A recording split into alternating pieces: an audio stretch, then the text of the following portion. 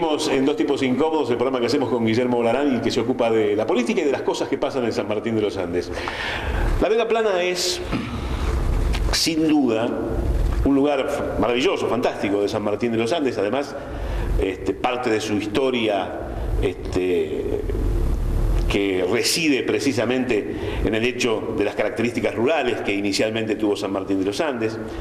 Pero además es foco de un conflicto que se ha venido sucediendo desde 2009, si no me equivoco, en principio, porque uno podría remontarse hacia atrás, y también hubo bastantes diferencias con la primera ordenanza que reguló lo que es la Vega Plana y las áreas contiguas, pero que a partir de la ordenanza 8390 generó, con bastante potencia, diferencias respecto del destino de ese lugar, de las posibilidades de construcción, de los índices urbanísticos, aunque sin embargo, hay que decir, hay una ordenanza, hay una normativa, esa normativa está para cumplirla, aun cuando de momento haya quienes la pretendan derogar. En varias ocasiones hablamos del tema de la Vega y también hablamos de la posición de aquellos que defienden la derogación de la ordenanza 8390. Nunca habíamos tenido la oportunidad de charlar con aquellos que están, no sé si a favor de la ordenanza, eso ya es otra cosa, pero por lo menos en los términos en que la ordenanza está planteada. Estamos con el señor Ernesto Alder, discúlpeme usted, Ernesto Alder, y con el señor Alberto del Piano, ¿sí? Que son propietarios de tierras en la Vega y además miembros de la comisión de la Vega Plana. Bueno, ¿cómo están? Nosotros muy bien. Muy bien. ¿Y la Vega cómo está? Dios mediante, muy bien. ¿Y la Vega cómo está? Y la Vega está bien, en la medida en que la sigamos manteniendo como la venimos manteniendo los vecinos que vivimos en la Vega, y no como pretenden hacer ver que la queremos mantener aquellos que no conocen la Vega. Esa es una de las grandes contradicciones que tiene este momento, esta especie de litigio que ha surgido, que no sabemos de dónde sale, qué trae atrás, cuáles son las intenciones de esta gente que ha hecho ese planteo de derogación de una ordenanza. Nosotros estamos, podríamos decir, en la picota hace 14 años. La 3012 se sanciona en el 98 y ahí empieza la historia de la Vega Plana, la historia moderna de la Vega Plana, cuando en realidad la Vega fue el primer asentamiento poblacional de San Martín de los Andes. Entonces ahí se han tejido muchas historias, yo no sé si fabuladas o alguno que otro trasnochado arrancó con esto, o cuál fue la razón, pero si nosotros analizamos desde el año 98 ahora el desarrollo de San Martín de los Andes, nos podemos dar cuenta que la parte menos tocada ha sido la Vega. Y está mucho más tocado los faldeos, se ha estirado para todos lados. Hoy en día salimos de San Martín hacia el Loló y tenemos un club de campo detrás de otro. La Vega es un lugar de San Martín de los Andes que tiene propietarios en cuanto a las tierras, está claro. La cuestión que tiene que ver con el carácter de la Vega como pulmón de la ciudad no tiene propietarios. El carácter que tiene la Vega desde el punto de vista de los humedales no tiene propietarios. Eso forma parte, digamos, del bien intangible de la propia comunidad. Digo esto para orientar la discusión.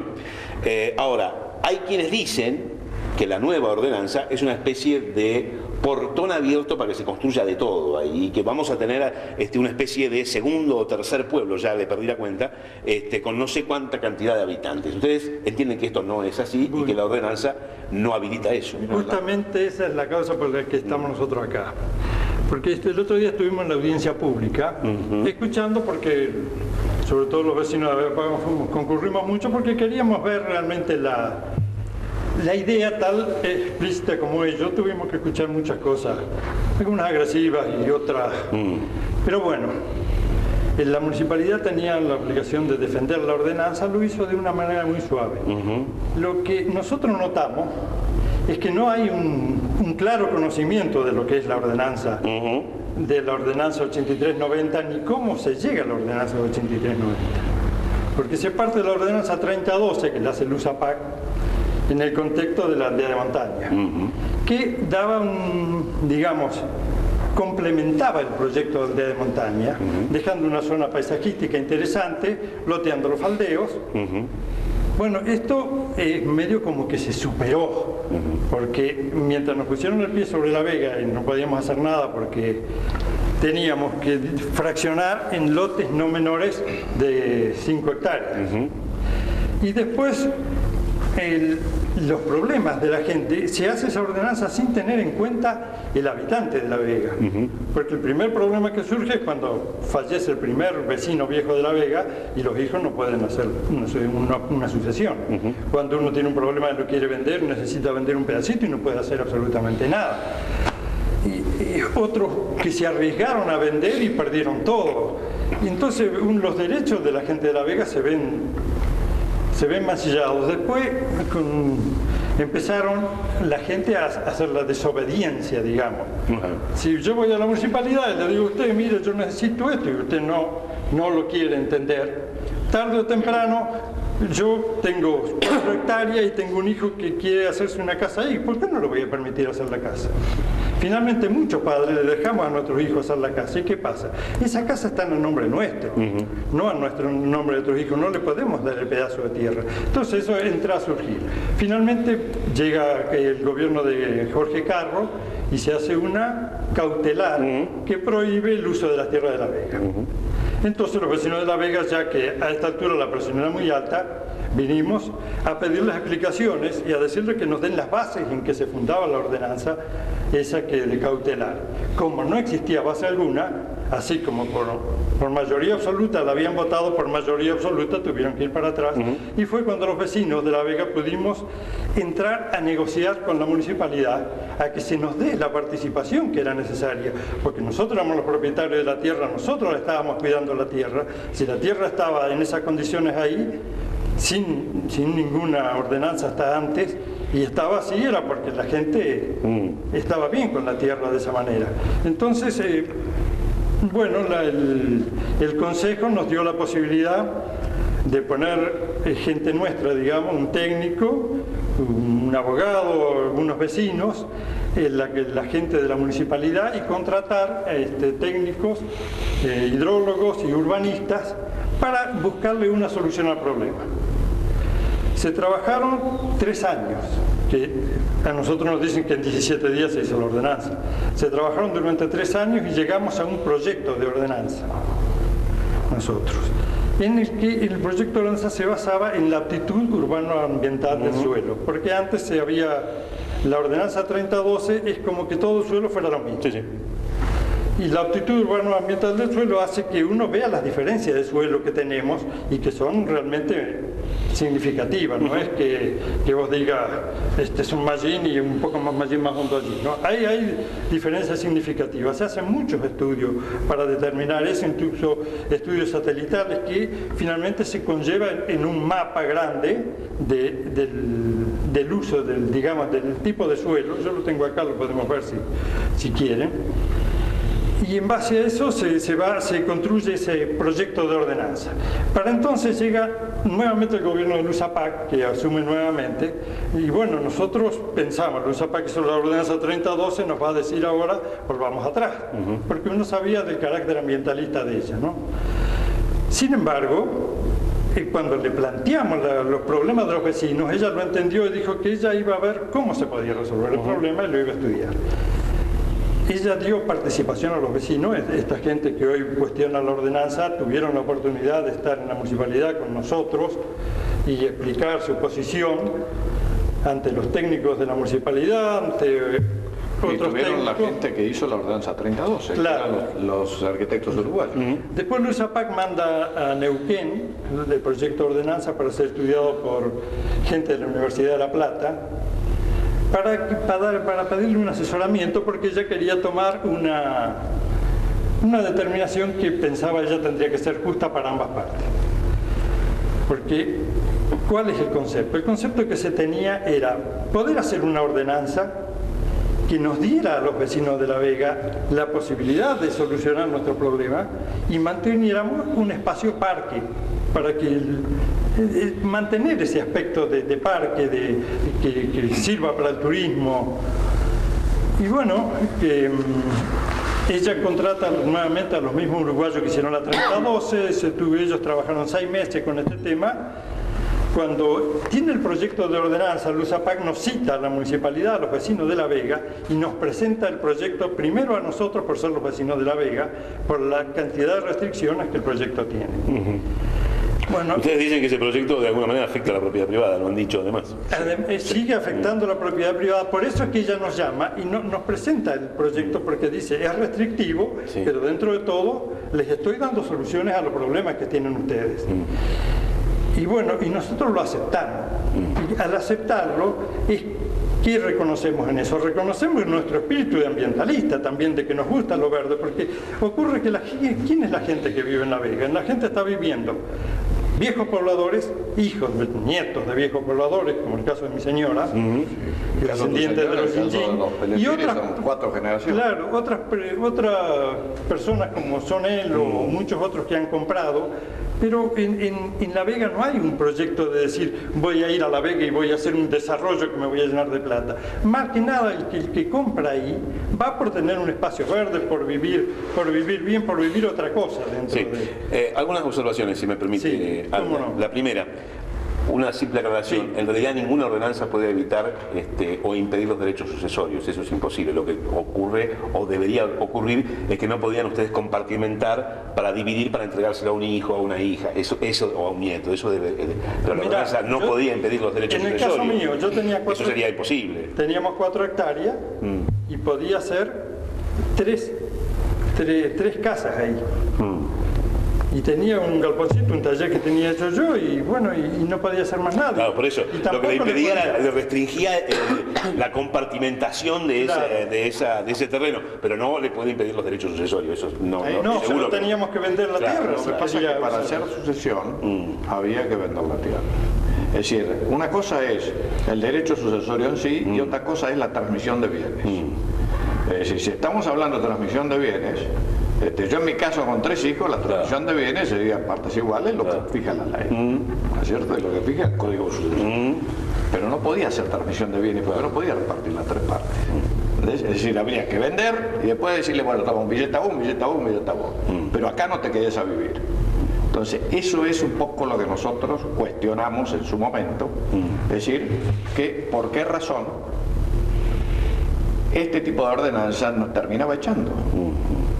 Cuando en realidad lo que yo quería es seguir viviendo. La idea de instalarnos ahí era con espacio para que los hijos también se vivan.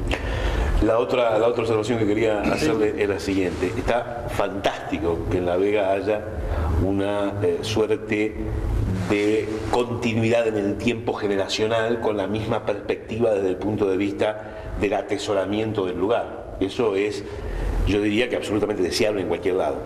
Ahora, una ordenanza no se puede hacer pensando en que la próxima generación va a respetar lo que la generación anterior hizo. Es decir, la ordenanza debe velar en cualquier circunstancia para los ciudadanos, sean o no habitantes históricos de un lugar.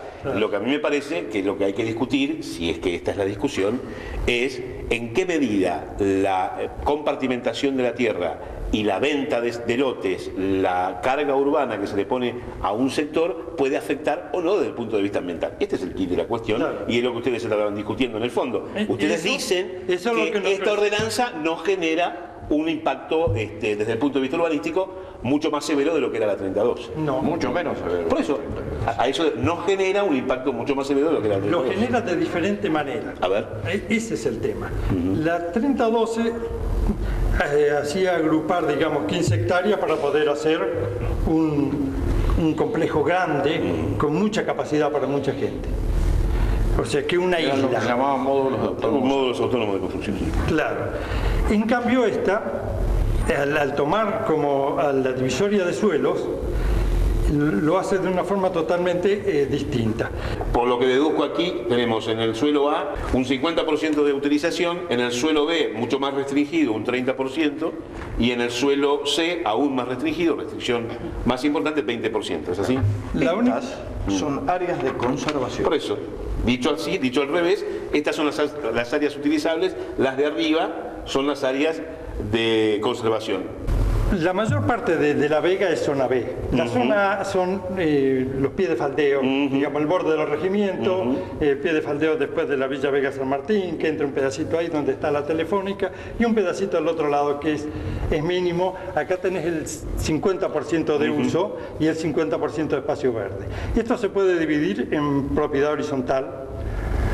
¿Y qué pasa? Sobre el 50% que te queda acá, vos tenés un fondo de ocupación del 20% en el caso A. Aclarar lo siguiente. Sí. Cuando dijiste se puede vivir en propiedad horizontal, que no piense que propiedad horizontal estamos hablando de edificios. Claro. Es decir, No. pH es otra Es un pH, cosa. sí, sí. Un pH, un pH de tierra, Sí, sí. que lleva un reglamento. Puede haber dos casas en un mismo terreno Claro. hecho pH, pero no un edificio de alto, digamos. Exacto, que lleva un reglamento de copropiedad. Y en ese reglamento de propiedad queda establecido que la zona de conservación, el otro 50%, tiene que quedar absolutamente Liberado. liberado. En este caso el fondo de ocupación es el 20%, pero con el detalle, que es muy importante, que incluye las calles. O sea que todos los espacios, digamos, no es solo el fondo de ocupación de la casa en sí. Vos tenés la casa, más el estacionamiento de los autos dentro de tu casa, más las la calle de calles acceso. internas de acceso a todas las casas. O sea que de este FOS del 20% tenemos que pensar que es muchísimo lo que baja. En este caso tenemos un FOS de ocupación del 14%, que también tenemos que restarle las calles y los espacios. Entonces vamos quedando en unas pequeñas islas. Y en este caso es muy distinto a lo que se ve acá. Acá en el suelo C, que es la parte húmeda, digamos, no las lagunas, Sí, sí, sí.